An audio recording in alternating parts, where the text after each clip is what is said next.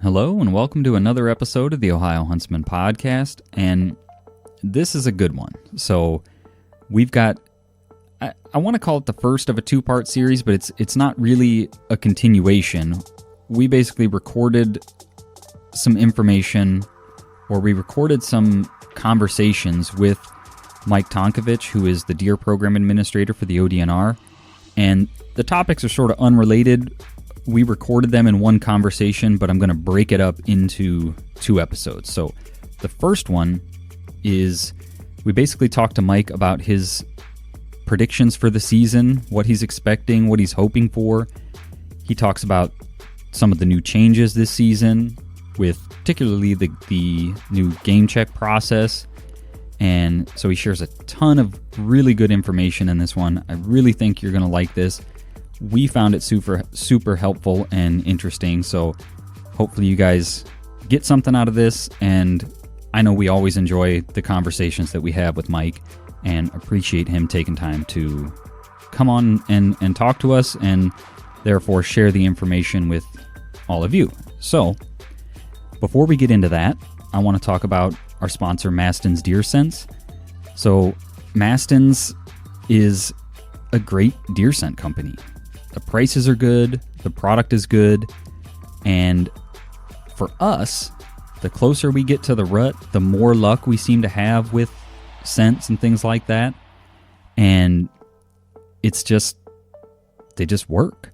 So they've got, you've heard me talk before, they've got a lot of what I'll call non-traditional products and non-traditional scents. So they have one that been playing around with recently called Smell Like a Deer. They've got Fighting Mad and different tarsal gland scents and things like that. So they've just got a lot of options, a lot of interesting things that I think are worth trying out. Like I said, we have had some early season success and some interesting findings with some of this stuff. So if scent is something that you want to try or you want to experiment with, I would encourage you to check out Mastin's. There'll be a link in the show notes to their website where you can order their product right from their website and have it shipped to your house. And with that, let's get into the conversation with Mike. Welcome to the Ohio Huntsman Podcast, where three brothers, Jason, Jacob, and Jeff, discuss all things hunting in Ohio. Our goal is to be your source for accurate and reliable hunting news and conservation issues in the great state of Ohio, as well as some fun and interesting conversations along the way. This is the Ohio Huntsman Podcast. Are you listening?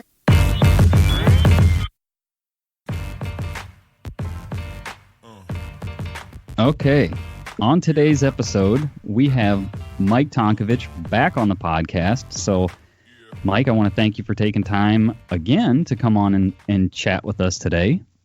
Absolutely, my pleasure, Jason and Jeff. It's great to be here. And so it's been a while. I looked back, and the two previous episodes we did with you were episode 22 and episode 26, and that 26 was back, I think, February time frame. And so this I think is going to be episode 60. So we're up to episode 60 now. Wow, I thought I was the only one you guys interviewed.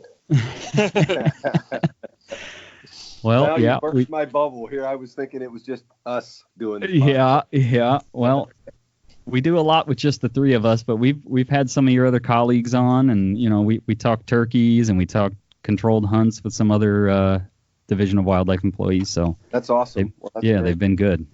That's great. Well, that's pretty exciting. That's a pretty hefty number of podcasts. Wow. Yeah. We've been plugging along one a week. So good.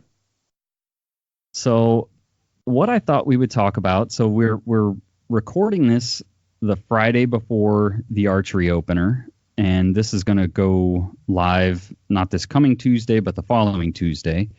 So I thought it would be a good time, since we're right at the beginning of season, to kind of talk about your thoughts, get your thoughts on this upcoming season, sort of, I guess, what your predictions are for the season. But before we get into that, I think it's important to talk about any changes that are I guess are here now that we're into the season. So are there any changes to regulations or things like that people need to be aware of? Yeah, Jason, there's actually a couple things that come to mind immediately. And they're worth mentioning, even if they're in the digest and on the website. I think it's worth pointing out. One of the things that I'm probably most excited about, I guess, really for our hunters' sake, yours included, is the fact that we're going from an 18-digit confirmation number to a 6-character code. So that's going to be really nice for folks that are trying to write that down with the headlamp on and they're shivering and it's raining out. So that's good news. We moved away from the 18-digit confirmation number to the 6-character code. So that's kind of exciting. But I think the other thing that probably is going to be helpful to a lot of guys. I don't know that everybody has ever completely settled in after we went to telecheck, if you will, back in 2011 with the tagging system and multiple tags and carcass tags and antler tags and meat tags and so on and so forth tags. Yep. And excited to announce the changes that they're going to take place this year. Temporary tag, transport tag, whatever you grew up calling it. It's not necessary to attach that until you get to either your home or you leave the deer, or you can't leave you can't leave the deer unattended without a tag on it. But you don't have to try and figure out how you're going to keep that tag in the deer's ear while you're heading down the highway at 70 miles an hour. So that's good. I think that'll simplify things for folks. I just encourage everybody to take a look at the digest. I think for a couple days, it may have been incorrect on the permit. So anybody that may have bought a permit early, I should mention this, we discovered that the tagging information on the permit was not completely accurate. In fact, it hadn't been updated. So I would encourage folks that bought a deer permit, I should say early, to disregard the tagging instructions. I think that information has since been corrected, but go to the website, pick up a digest, just to make sure you're on the right page with everybody else. But the bottom line is it really should simplify things for folks this year.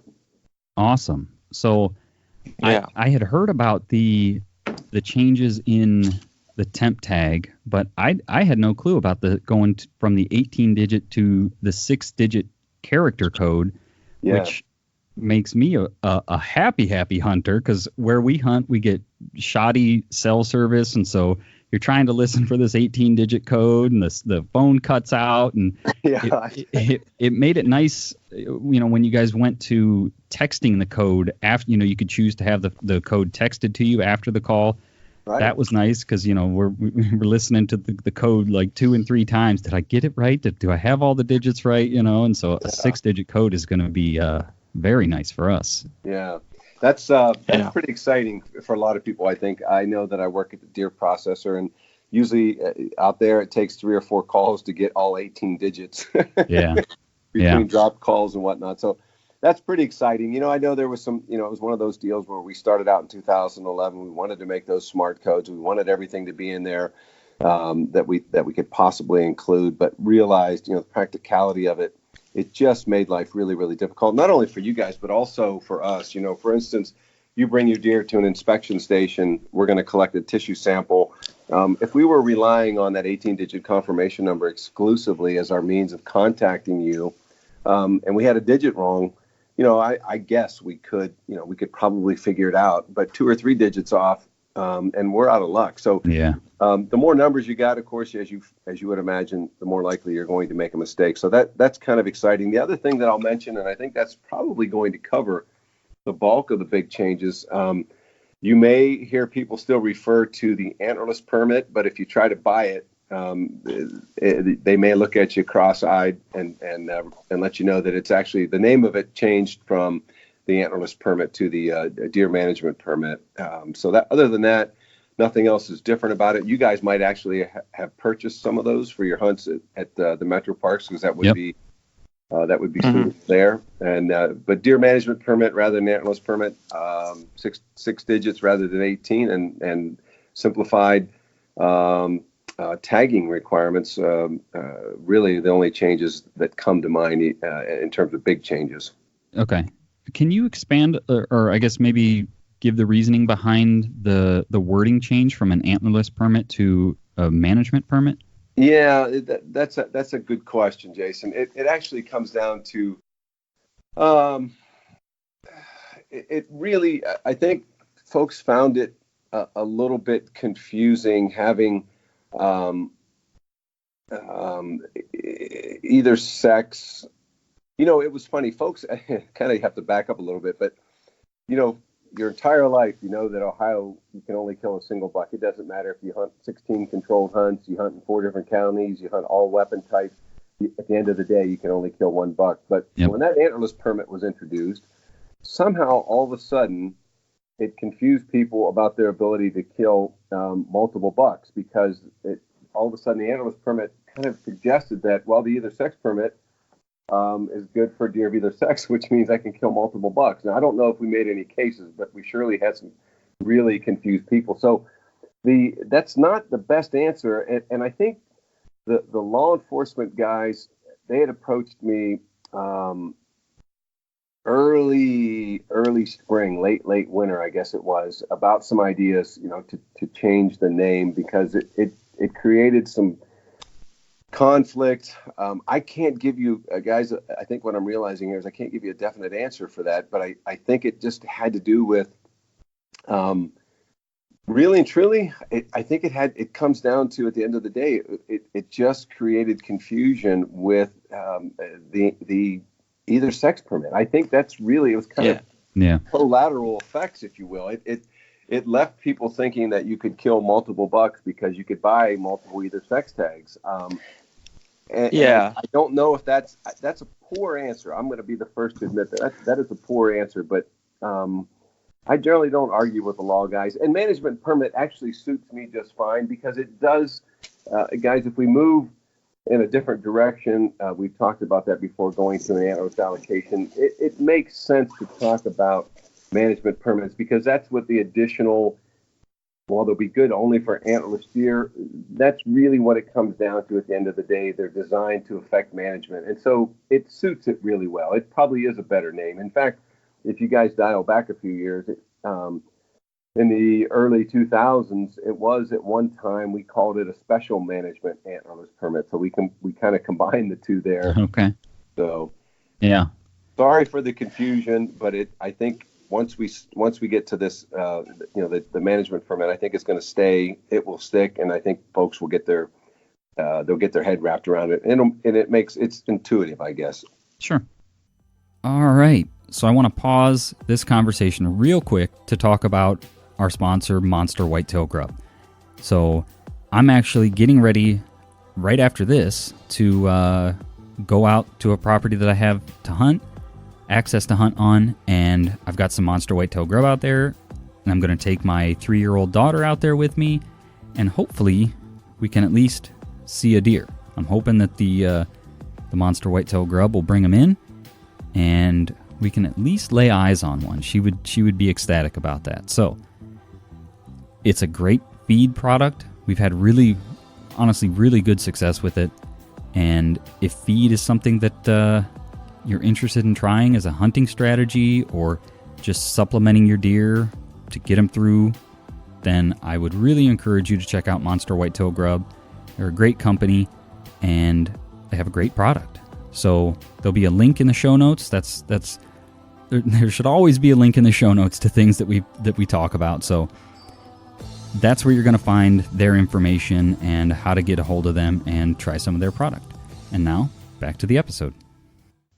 Yeah, I think it's going to clear up a lot of confusion with it being called a management permit, because I know of a lot of unexperienced hunters who were buying antlerless tags thinking they were valid across the state for antlerless deer, and then basically come deer season and they're hunting down in Washington County or Hocking County, and it's like, well, take that permit you bought and throw it away, because that's not valid anymore.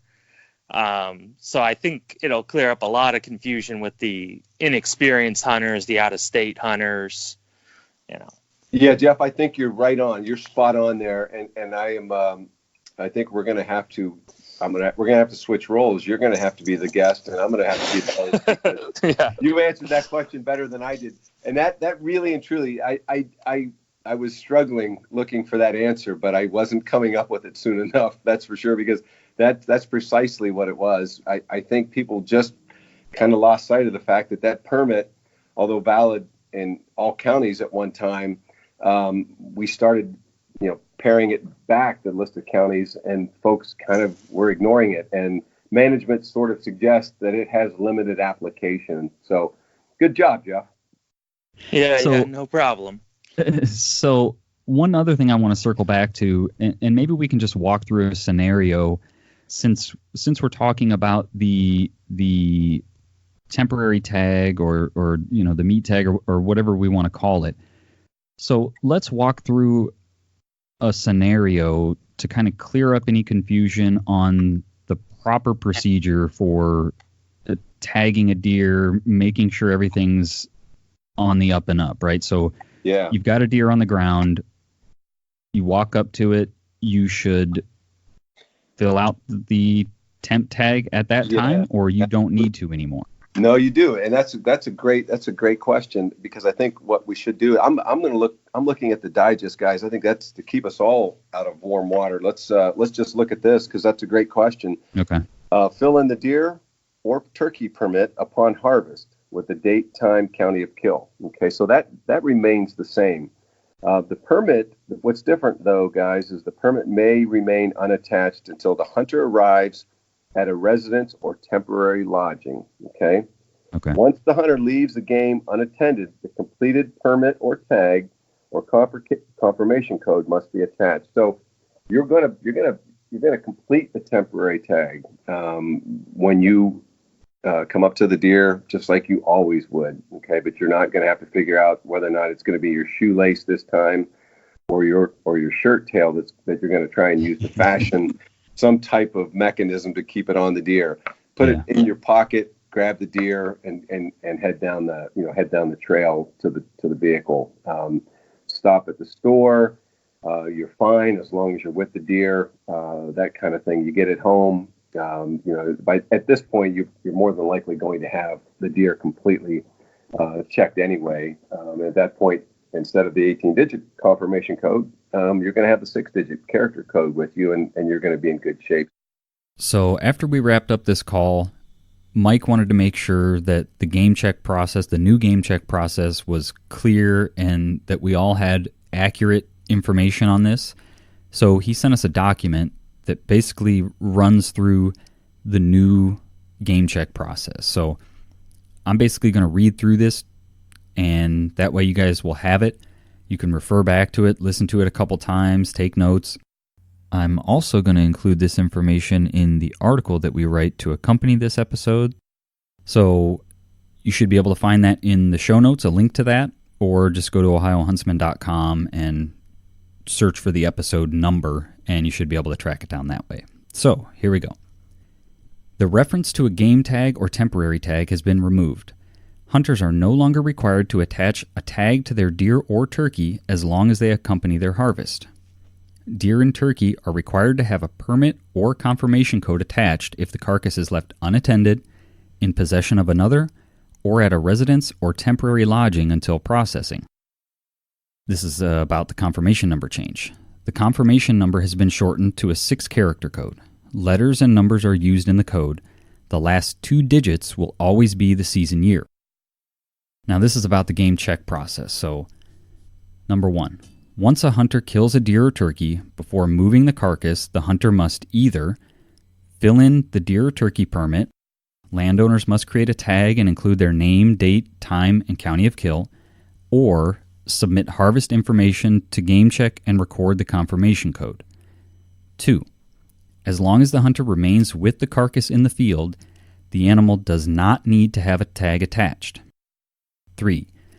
If the hunter leaves the carcass unattended, in possession of another, or once he or she arrives at a residence or lodging, the carcass needs to be tagged with either deer and turkey permit, or landowner tag, or the confirmation code.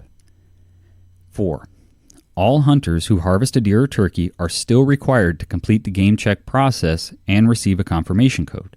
The code must remain with the animal and its parts. Hunters are reminded to take their harvest information and permit number with them if they are checking their game at a licensed agent. And then here's some additional information. A hunter may complete game check without filling out their permit or making a landowner tag. However, the hunter may not move the carcass until either the permit or landowner tag is filled out, or the game check information has been submitted and the game check confirmation number recorded. A hunter may shoot a second deer without attaching a permit, landowner tag, or confirmation code to the first deer as long as the deer permit or landowner tag has been filled out, or the harvest information has been submitted to game check for the first deer. However, if the hunter is going to leave the first deer unattended or with someone else, it needs to be tagged with either the permit or landowner tag or confirmation code. A hunter may assist another hunter after harvesting a deer or turkey. However, before leaving the carcass unattended, it must be tagged with either the deer or turkey permit or confirmation code. Also, the hunter must have a copy, either electronic on their phone or a printed copy of the deer or turkey permit while assisting another hunter. A hunter may butcher a deer or turkey in the woods as long as the game check confirmation code has been received.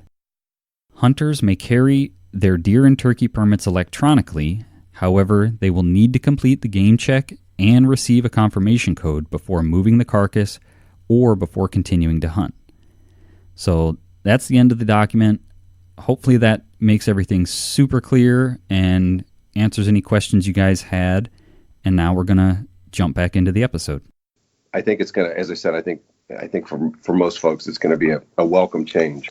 Yeah. I know for us, we're looking forward to it because there's been plenty times where, you drag a deer off the hill and you get back to the cabin and it's like, oh, my temp tag got ripped out of the ear, or you had it wrapped around the antler or something. And, at some point briars drug it out, or, and you're like, oh, geez, I don't know where that thing went. And, so that'll be nice. And we actually had guys completing, putting the actual permit in the ear and attaching. That was very common as well. So it hopefully this will clear things up for a lot of folks. And I think admittedly we knew that some simplification was needed. I think this is still going to allow our officers to do the job they need to do, and equally importantly, make life easier for our hunters. Okay. So I guess then to transition into maybe the first topic I mentioned.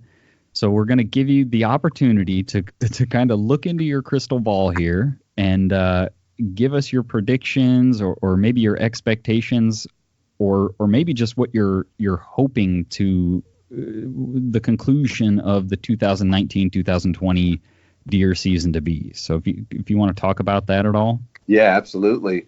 I'm already committed, guys, so I'm keeping my fingers crossed. I've been quoted as saying we're having a tremendous season. So let's keep our fingers crossed. I'd like to hear that. Yeah.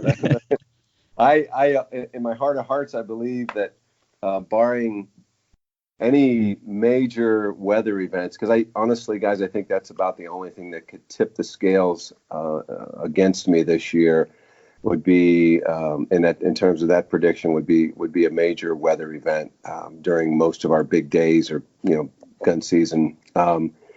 We can look at let's take a look, kind of go through the list of things that really matter and affect this year's season.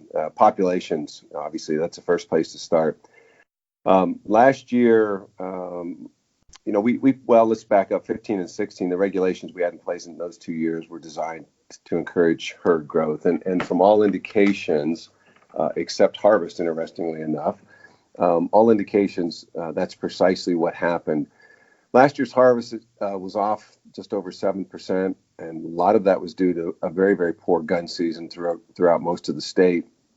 We ended up killing about 172,000 deer, but that was well below our expectations. And I think you guys know well enough that if a deer gets through a season, especially an older deer, chances are really good. I mean, in 90% plus, that it's going to make it around to the start of the next season. So even if our deer population was stable, just the sheer carryover, if you will, those deer that did not get harvested, that were there and available for harvest, but because of weather precluded it, those deer will carry forward. We'll have those deer in addition to the population, even if it was just a stable pot, even if we had zero growth, those deer will carry forward.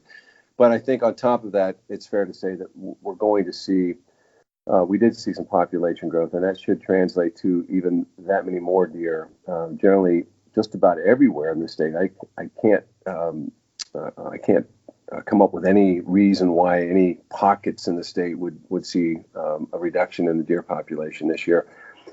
So numbers wise, all else being equal, we're going to have more deer in most every area of the state to hunt this fall. And again, data verify that, data support that, various metrics that we've been looking at.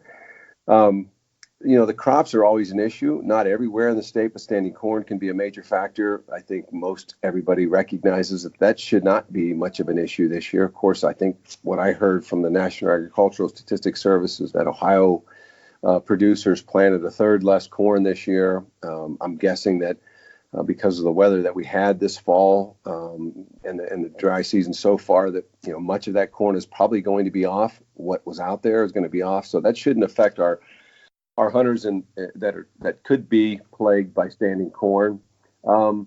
Mass crop, that's another interesting one. And of course, you've got to recognize that we've got 44,000 square miles in the state. We survey 38 wildlife areas, and the data that I'm about to share with you is from those 38 wildlife areas.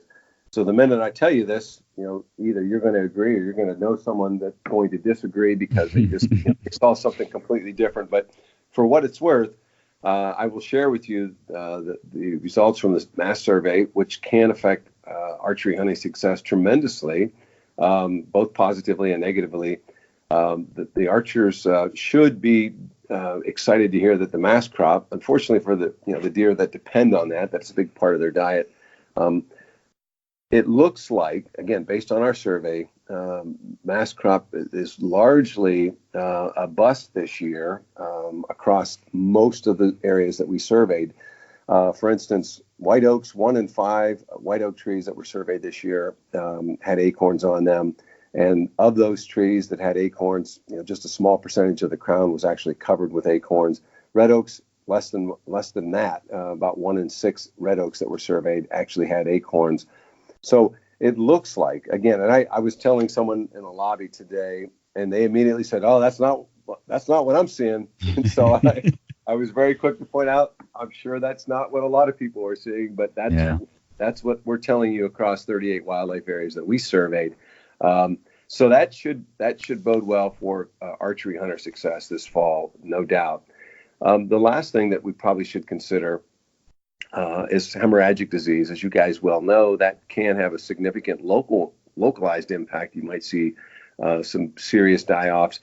We confirmed today, we added 2 more counties to the list where we've had a confirmation of hemorrhagic disease. Those would be, we're up to Morrow,